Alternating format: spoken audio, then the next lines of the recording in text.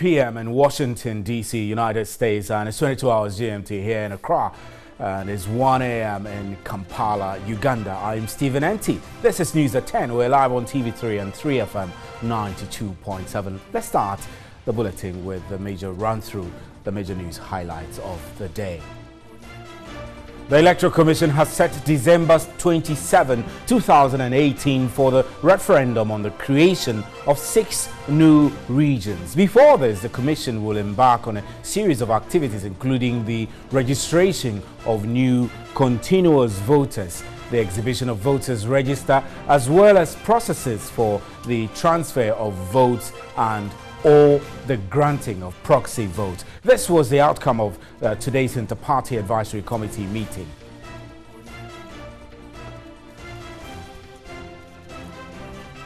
And Ochehini Osajifo Amwetia Oforipenyin and the Asantehini Otumfo Osage II have agreed the two states have historically lived in unity and harmony since charting Ghana's pre-colonial history, contrary to assertions of feud existing between them. Speaking at a grand durbar to mark the 75th anniversary of Sir Nana Oforiatta I, both traditional leaders pledged to work towards promoting the legacy of the late Ochehini. And former President John Dramani Mahama is set to contest the NDC's flag bearership race ahead of the 2020 presidential elections. A delegation of former appointees, led by former Ghanaian ambassador to the U.S. Daniel Ohinejekum, presented the letter of intention to the party's headquarters on Thursday. And the Ghana National Association of Teachers, NAT, has suspended its intended strike after it received over 91 million cedis as its second-tier pension funds. The amount released by the National Pensions Regulatory Authority, NPRA, is expected to be used to pay pensions at the end of this year. General Secretary of NAT, David Ofure Champong, spoke exclusively to our Labour correspondent, Daniel Opoku, in Accra.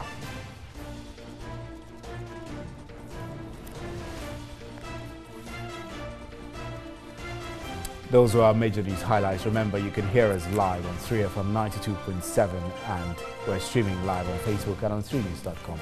We'll be right back. Up next is the big one.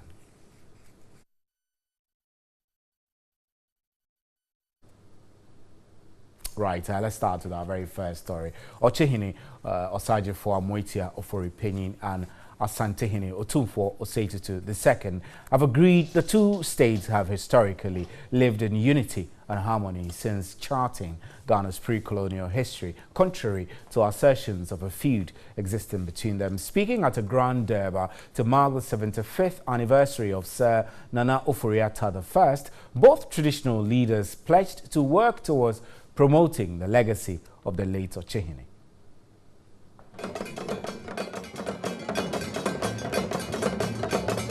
It was a great show of tradition and culture at its best, as the two states showcased their rich history.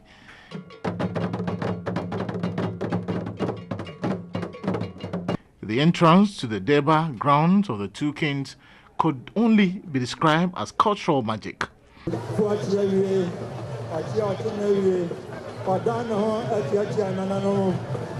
President Akufo-Addo joined former President Jerry John Rawlings and some government officials for the celebration. Ochehini Amwetia Oforipenyin described the visit of the Asantehini as historic. Yabakayo, and also II. Yabakai Saturday. Neakaya, Neaka the Cro, Amayena, and so Santimai, and then Swatchimai, and then Swan Ghana Henina, Nipafia, Obia Bayanitia, Obia Modia in Sefa, Yakanina Boma, na Apeja Ghana. The Asantehini Otumfo Osage II said chieftaincy has a major role to play in the governance and development of the nation. And then Metiha Yekan Furata Nabako Semfa, the Suyan Niama Woye, and no Chesa Hinie will be bio. And no Chesa and Passa Hinie, Ghana Memus Yetro Crata Team Constitution Yekano. And ye share your money and your mamma de Canwa. And Kebianca Mamuno, a Beconet, since Yakofa Brofo de Afra, Yehunu Yahuano, The late said Nana Ofori-Atta is regarded as the pioneer of education and development in the Boaka state and by extension the country. As one of the few educated chiefs in the then Gold Coast, Nana's stewardship in both his tribal affairs and general politics of the colony was prominent.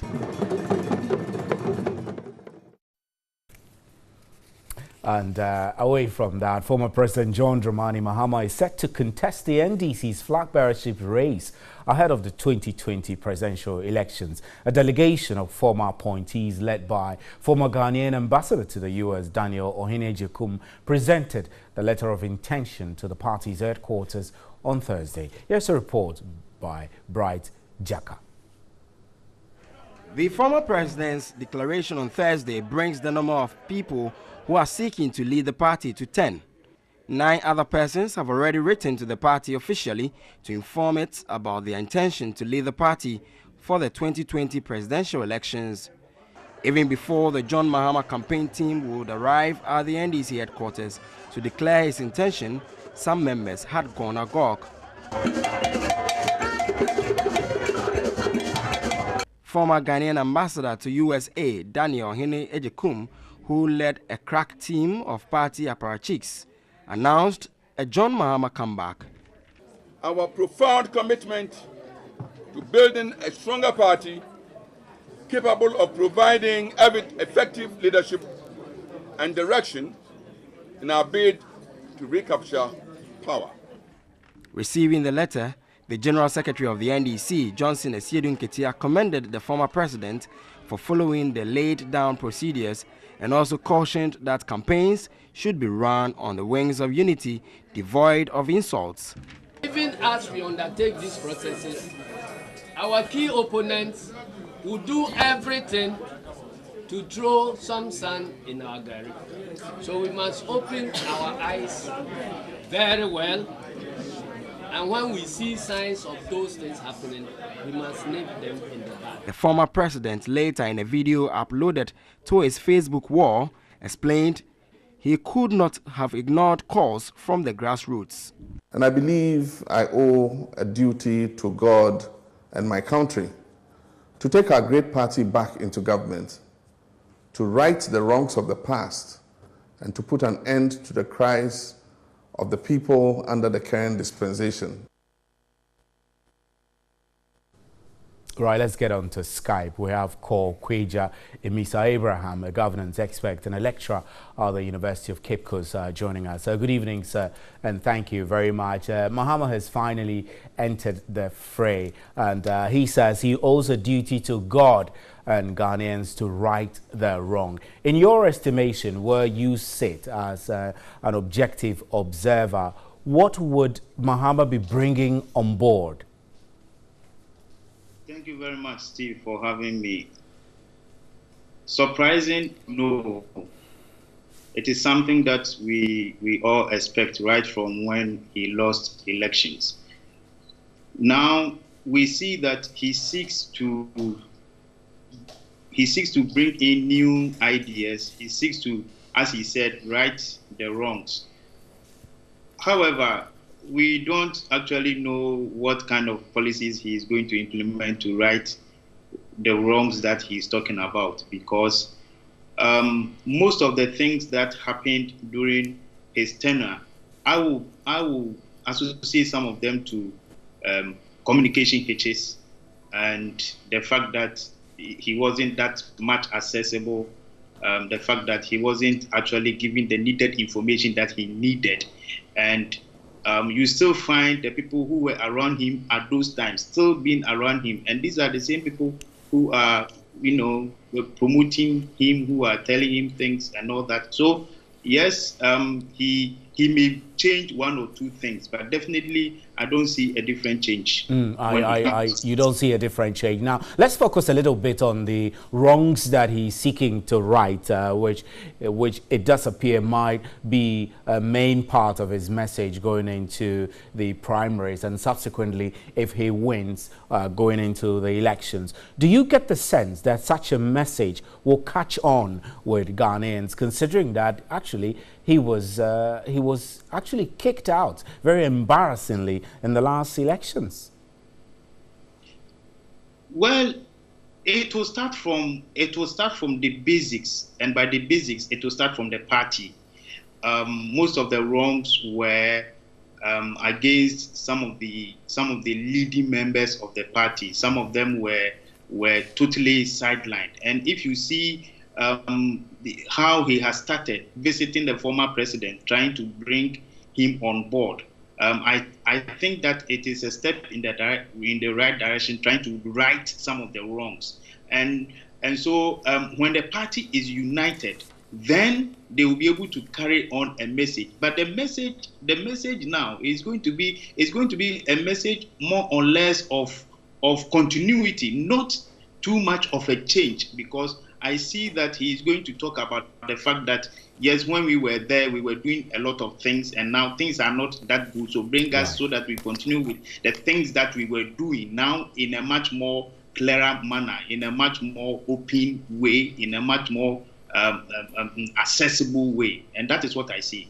Right, Mr. Emisa Abraham, thank you extremely for joining us on News at 10. Thank you very much. Emisa Abraham is a political analyst and a lecturer at the University of Cape Coast. Now, let's still stay on politics a bit. A member of parliament for Nyonyo constituency, Joseph Nabu, has defended criticisms on former appointees of the Mahama administration. This is in defense of comments that were made by the Deputy Speaker of Parliament, Alban Bagbin, in a recent criticism of Mahama's appointees. The appointment of Dr. Omani Bwama, for instance, he's a stammerer. That's what Honorable Bagbin said. How can he communicate effectively? How? Yeah, but how can he communicate effectively? I'm not saying that he's not known to NDC. And I don't even know him. I need to know all NDC members. Hold on. Bagbin is not against appointing a blind man to a salary appointment. He's not against it. And when he comes to power, he will also appoint some of them, but not to the certain institutions or certain ministries which he shouldn't have done. That's all what he's saying. We are not saying that the disabled people shouldn't be recognized in the society, but the place that he was placed, the blind man was placed as the Minister for Substance, was a wrong place. That is all what Honorable Bagbin is making a point. A lot of chiefs complain to the former president. And Amnesty International Ghana has condemned the second Deputy Speaker of Parliament, Alban Bagbin, for denigrating persons with disability. Alban Bagbin is reported to have passed some disparaging comments against the former Minister for Chieftaincy, Dr. Henry Seydou Dana, and the former Minister for Communications, Dr. Omani Bwama, for being blind and stammerers, respectively. Samuel Agbose, fundraising and campaign coordinator of Amnesty International, is joining us on Skype now. Good evening, sir. Thank you extremely for joining us. Yes, good evening, and good evening to your viewers. Now, you say that Alban Bagbin's choice of words, they are critically very discriminatory and humiliating. Tell me how so? How do such comments from him become discriminatory? Yes, especially when you make a comment that a particular person should not be given a particular position because of his disability. And that is not inclusivity, that is exclusivity, and it is against the rights and of the person and the Constitution of Ghana as well. When you go to Article 17, 1, 2, and 3, you clearly see that appointments and positions and opportunities should not be varied because of disabilities of a person. And we clearly regard this statement as very unfortunate and should not have been made at all. And I know that there are many who have criticized Alban Bagbin for these comments. What action would you recommend that the NDC takes against Mr. Bagby? Not only NDC. NDC is just one particular group in Ghana. We have a lot of other groups, civil society organizations like Amnesty International. We are there to protect the right of people, not necessarily political parties. NDC can decide to do whatever they think that is appropriate to be done. But we civil society organizations and human rights advocates are calling on him to kindly, respectfully withdraw that statement and apologize appropriately to these two individuals, so that we don't have to continue on this tangent. We have moved away from excluding people with disability. This is not good for them. This is not good for them. I'm sure when former President Mahama was going to appoint Dr. Dana and then Dr. Omani Buama, they were clearly consulted. Will you be able to do this? They say yes. And so when we are saying that we have to determine which position is good for them, what were they themselves? Do they have the right to choice? Do they have the right to say yes or no themselves? Should they always be we saying that this is good for this person who is disabled in this area or no? We say that this kind of discrimination, this is clear discrimination, and we cannot accept this kind of comment and attitude in our democratic society where we are promoting inclusivity rather than exclusivity. Right. Ms. Agboche, we're grateful for your time. Thank you extremely. Mr. Samuel Agboche is a fundraising and campaign coordinator at the Amnesty International. I'm Stephen N.T. This is News at 10. We're live on 3FM 92.7 and streaming on our Facebook page and on 3news.com. We'll be right back.